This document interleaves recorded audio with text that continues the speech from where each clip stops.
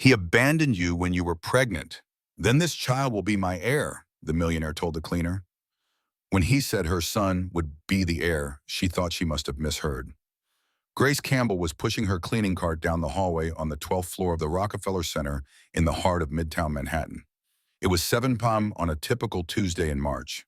The city lights were starting to flicker on below, and the scent of fresh wax on the marble floor filled the air. She'd been working there for 3 months, always on the night shift after the executives had left. At 32, Grace carried more than just fatigue on her back.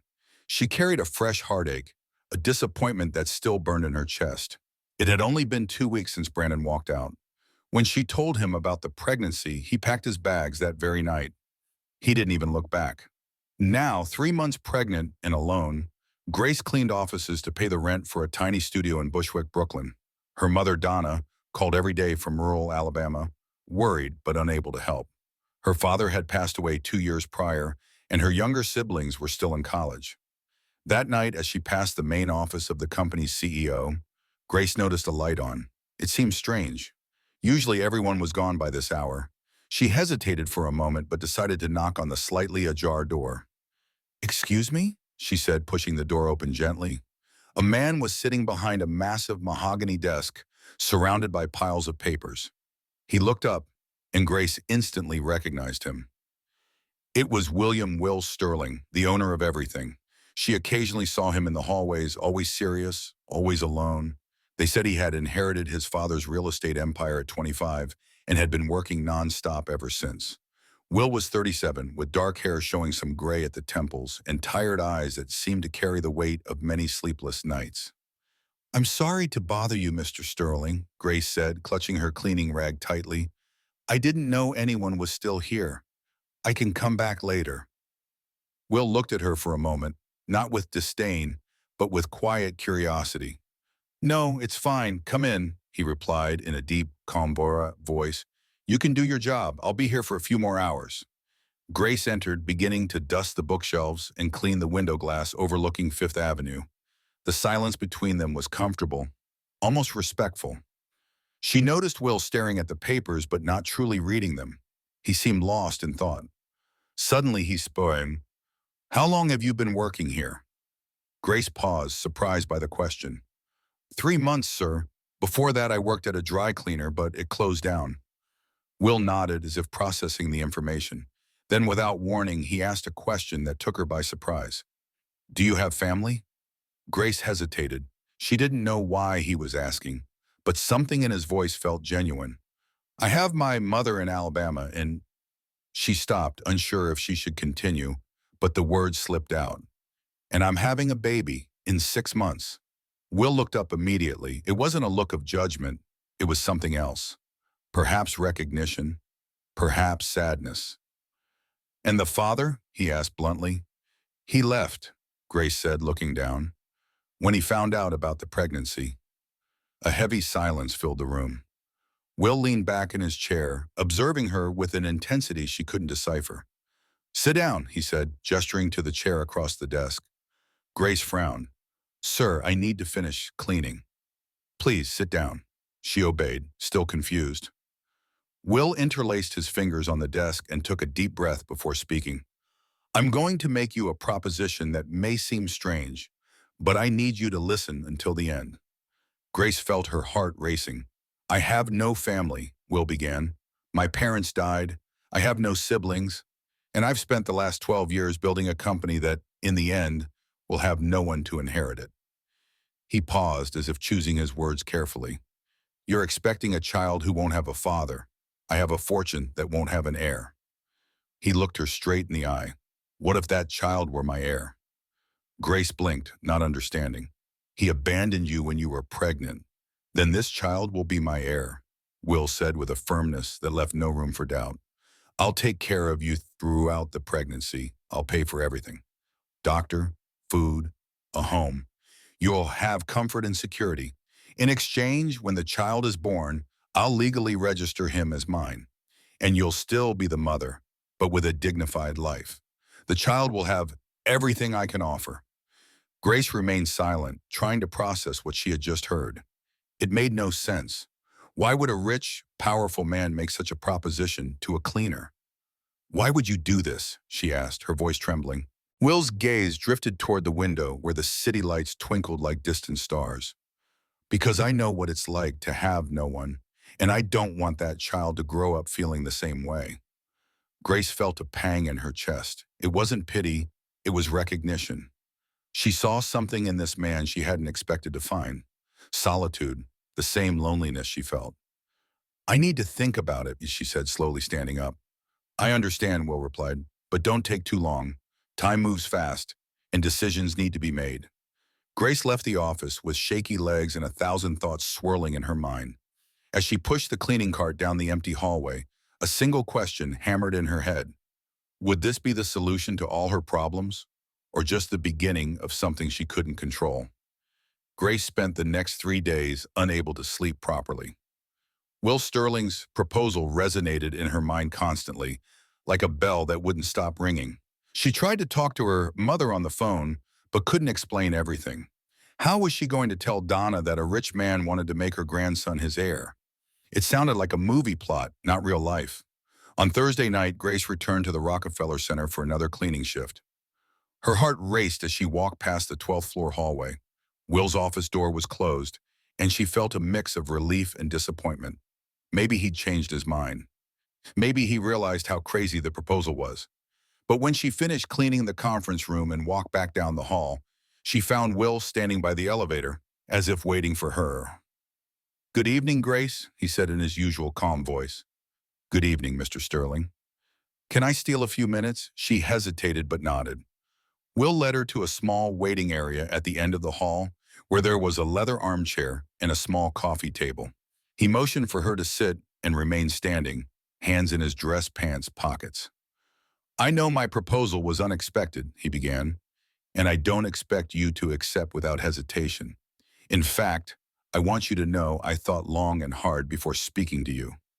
Grace nervously looked at her own hands. Sterling, I don't understand why you would do this. You have money, a huge company. You can have any life you want. Why choose this? Will took a deep breath and sat down on the armchair across from her. Because I don't want just any life. I want a life with purpose. He paused. My father built this company from scratch. He worked 16 hours a day, 7 days a week. When I was 15, he died of a heart attack. My mother couldn't bear the grief and passed away 2 years later. I inherited everything at 17, but had to wait until 25 to truly take control. And since then, I've done the same as my father. Work nonstop. But for what? For whom? He looked her straight in the eye. I'm 37, Grace. I never married, never had a serious relationship, and I realize that if I die tomorrow, all of this goes to the government or some distant lawyer. It won't mean anything. Grace felt a knot in her chest. There was a profound sadness in those words. But why me? She asked softly. Why my son? Because you reminded me of someone, Will said, and for the first time, Grace saw something akin to emotion on his face. My mother, she was a seamstress before marrying my dad. She worked hard, never complained, and when my dad died, she was lost, alone. I saw that happen. He paused. When you told me about your baby's father, I saw the same loneliness I saw in my mother's eyes, and I don't want you to go through that. Grace felt her eyes well up. No one had ever worried about her this way. Not Brandon, not her previous bosses, not the acquaintances who disappeared when they learned of the pregnancy. And how would it work? She asked, wiping a tear with the back of her hand. I don't understand legal stuff. Will leaned forward, wanting her to understand every word. It would be simple. You would move into an apartment I own in Park Slope, Brooklyn. It's a quiet neighborhood with brownstones, parks, great bakeries. A good place for a child to grow up. You would have a bank account with enough money for everything you need. Private doctor, food, clothes, everything. When the baby is born, I'll register him as my son. But you will be the mother in every sense. You'll care for him, raise him, be with him every day. I just want him to bear my name and inherit what I built when he grows up. And you, Grace asked, will you be present? Will thought for a moment. Yes, I don't want to be just a name on paper. I want to know the child. I want him to know who I am. But I won't take your place, Grace. You are the mother. That doesn't change. Grace closed her eyes. It was crazy, but it was also an opportunity, a chance to give her son what she never had: security, comfort, a future. And she wouldn't have to lie to anyone. Will was being clear, honest. I'm scared, she admitted. Scared this is too good to be true. Will smiled, but it was a sad smile. I'm scared too, scared it won't work out. But I'd rather try than spend the rest of my life wondering, what if? Grace took a deep breath and looked at him. All right, I accept. Will looked surprised, as if he hadn't expected such a quick answer. He extended his hand and Grace shook it. It was a firm handshake, a sealed agreement between two people who understood each other without many words. Thank you, Wilda said. You won't regret it. I hope not, Grace replied with the half-smile. In the following days, everything changed quickly. Will arranged for Grace to move into the apartment in Park Slope. It was a small but cozy place, with 2 bedrooms, a light-filled living room, and a kitchen that smelled of wood and spices from the nearby bakery. For the first time in a long time, Grace felt she could breathe. Tell me, what city and state are you watching this video from? I'll read all the comments. Will visited the apartment a week later, bringing an obstetrician he had hired. The consultation was thorough, careful, and for the first time, Grace heard the baby's heartbeat. She cried, and Will, standing to the side, remained silent, but his eyes were shining. When the doctor left, Will stayed for a few more minutes. Do you need anything? He asked. No, everything is perfect. Thank you. He nodded and headed for the door, but before leaving, he turned around.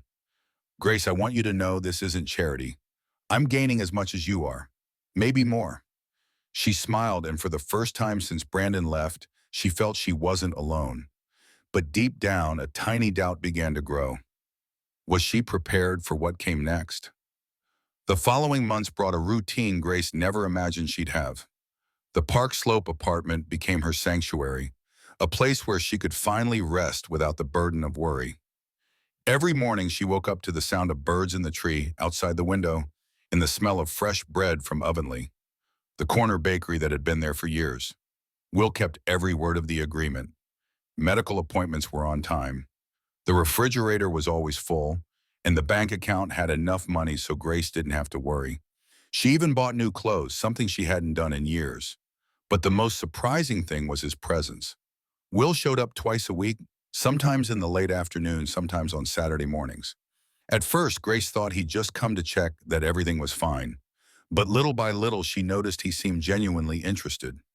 He asked about morning sickness, what the doctor had said, if she was sleeping well, and he always brought something: fresh fruit, a book on motherhood, once even a wool blanket his mother had hand-knitted before she died. One Saturday in May, Will arrived earlier than usual. Grace was in the kitchen preparing chamomile tea. When she heard the doorbell, she opened the door and found him holding a large box. Good morning, he said with a discreet smile. I brought something for the baby. Grace invited him in, curious. He placed the box on the living room table and opened it. Inside was a disassembled crib of light wood with a delicate finish. It looked handmade.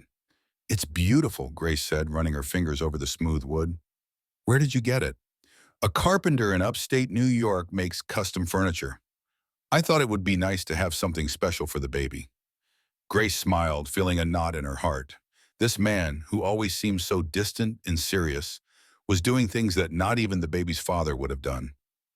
Thank you, Will. You didn't have to. I know, but I wanted to. They spent the afternoon assembling the crib together. Will was handy with manual labor, and Grace helped him by holding the pieces as he screwed them together. At one point, she started laughing. What's wrong? He asked, looking up. You, a millionaire CEO, assembling a crib? It looks like something out of a movie. Will laughed too, and it was the first time Grace saw him truly relax. I'm not just a CEO. I know how to use a screwdriver too. When they finished, they put the crib in the second bedroom, which would now officially be the baby's room. Grace stood in the doorway watching. Everything felt very real. Now, in less than 3 months, there would be a child here. Are you scared? Will asked beside her.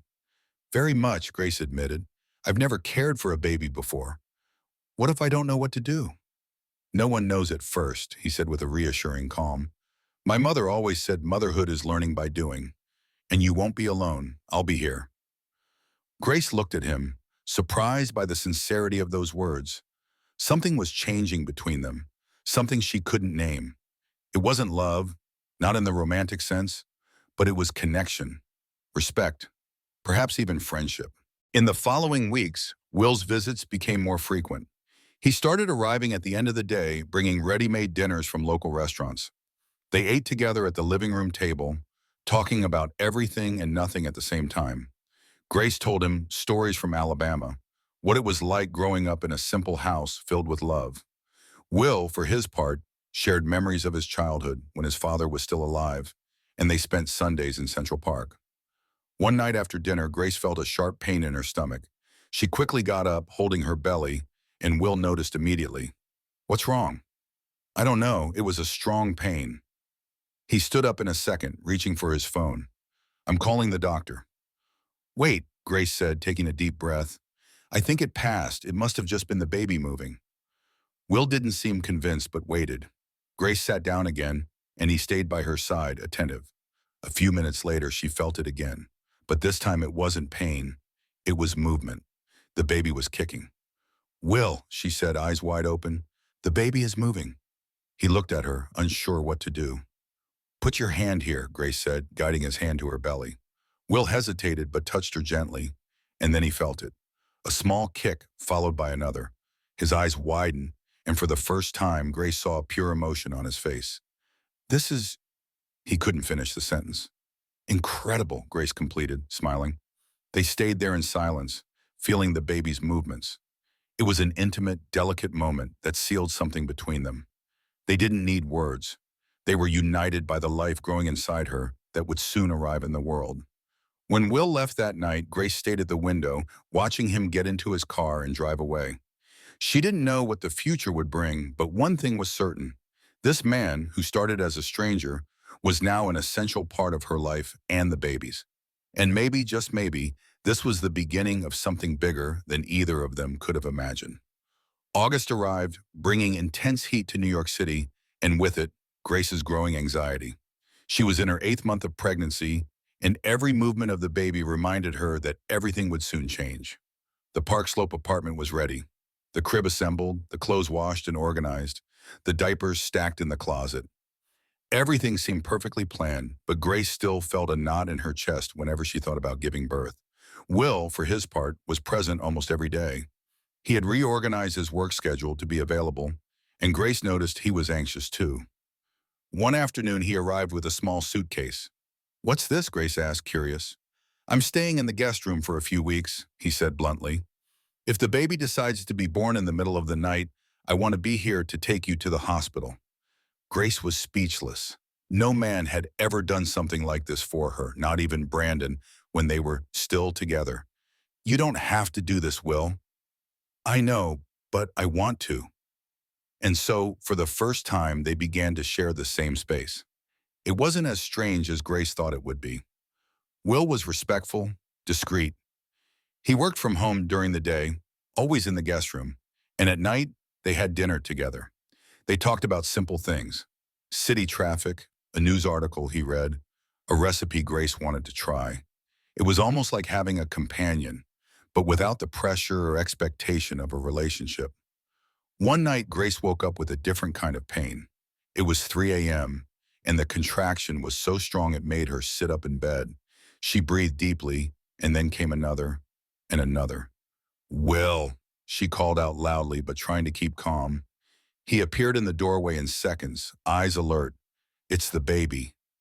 I think so. Will didn't hesitate. He grabbed the suitcase that had been ready for weeks, helped Grace up, and led her to the car. The ride to New York Presbyterian Hospital felt fast, but like an eternity.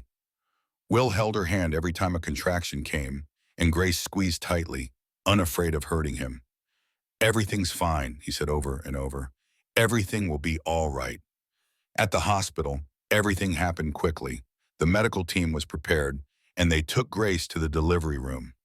Will stayed in the waiting room, pacing back and forth with his hands in his pockets, his face tense. He tried to read a magazine but couldn't concentrate. All he could think about was the child about to be born, a child who would be legally his, but also Grace's, a child who would change everything. 3 hours later, a nurse came out of the delivery room with a smile. "Mr. Sterling, it's a boy. Mom and baby are doing well." Will felt his legs tremble for a second. A boy. He had a son.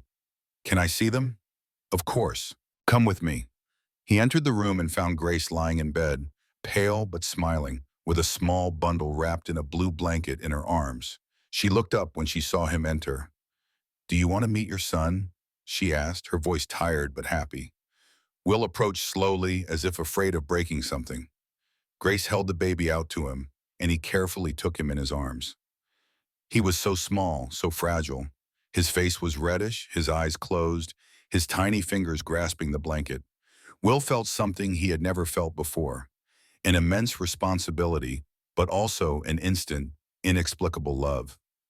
"What should we name him?" Grace asked. Will looked at her, then at the baby. "How about Leo? It was my grandfather's name." Grace smiled. "Leo Sterling, I like it." And so, Leo entered the world, bringing with him a change that neither Grace nor Will was completely prepared for, but which they would both embrace with everything they had. The first few months with Leo were intense. Grace, despite the exhaustion, was a dedicated mom. Will, for his part, surprised everyone, including himself. He changed diapers, rocked the baby to sleep, and was always there. He even hired a night nurse to help, but often it was he who got up when Leo cried. One night, Grace woke up and noticed Leo wasn't in the crib. She quickly got up and found Will in the living room, holding the baby and walking back and forth, quietly humming a song she didn't recognize. "You should be sleeping," she said, leaning against the door. Will turned around, slightly embarrassed. He was crying. "I didn't want to wake you." Grace approached and observed the two of them. There was something profoundly moving in that scene. A man who had never had a family, now rocking a baby in the middle of the night. "You're a good dad, Will," she said sincerely. He looked at her, and for the first time, he seemed to believe those words. "I'm trying." And as little Leo slept soundly in Will's arms, Grace realized that this agreement, which began as a solution to two problems, had become something much bigger. A non-traditional, unplanned, but real family.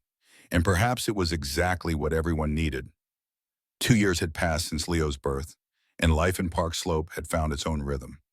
The boy was growing up healthy and happy, with dark, curly hair that reminded her of Grace, and curious eyes he inherited from Will. He was chatty, inquisitive, and already running around the house, turning every room into a playground. Will, now 39, was unrecognizable to those who knew him before. The serious, solitary CEO had become a present father. He significantly reduced his workload, delegating more responsibilities at the company to spend entire afternoons with Leo. He played with building blocks, read him bedtime stories, and even learned to make pancakes, the boy's favorite. Grace, at 34, flourished in a way she didn't even expect. She went back to school, taking an online business administration course encouraged by Will. She wanted to better understand the business world, not out of obligation, but because she wanted to. She felt more secure, more capable, and most importantly, she was happy being a mom. But life has a peculiar way of bringing the past back. One October afternoon, while Grace was strolling with Leo through the Grand Army Plaza Green Market, buying fruit and flowers, she heard a voice that chilled her blood. Grace slowly turned around and came face to face with Brandon, the man who had abandoned her while she was pregnant, who had left without looking back, was standing there among the vegetable stalls with the same look on his face. He seemed older, with deep circles under his eyes and wrinkled clothes. "Brandon," she said, trying to keep her voice steady. He looked at Leo, who was holding his mom's hand and sucking on a strawberry lollipop. "Is that him?" Brandon asked softly. "Yes." A heavy silence fell between them. Brandon ran a hand through his hair, clearly uncomfortable.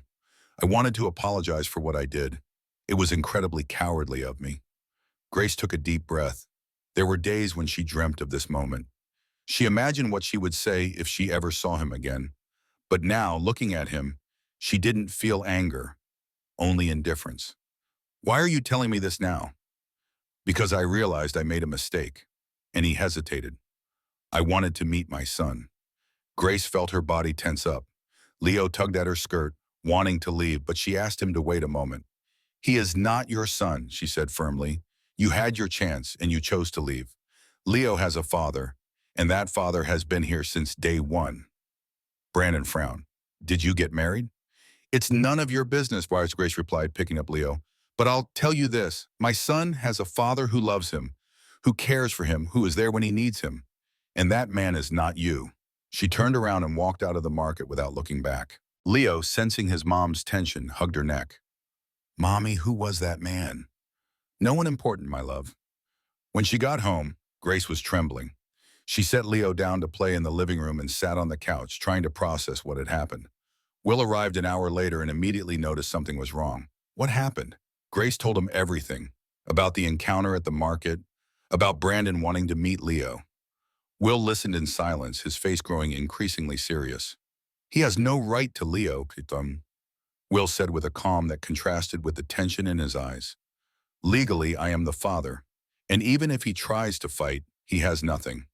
He abandoned you, didn't contribute a penny, and wasn't there for a moment. I know, Grace said, wiping a tear, but I was scared. What if he tries something? What if he wants to cause problems? Will sat down next to her and took her hand. I won't let anything happen to you or Leo. I promise you. In the following days, Will took action. He consulted lawyers, made sure all the documentation was in order, and legally reinforced his position as Leo's father. Brandon didn't reappear, but the situation brought up a conversation Will and Grace had been avoiding.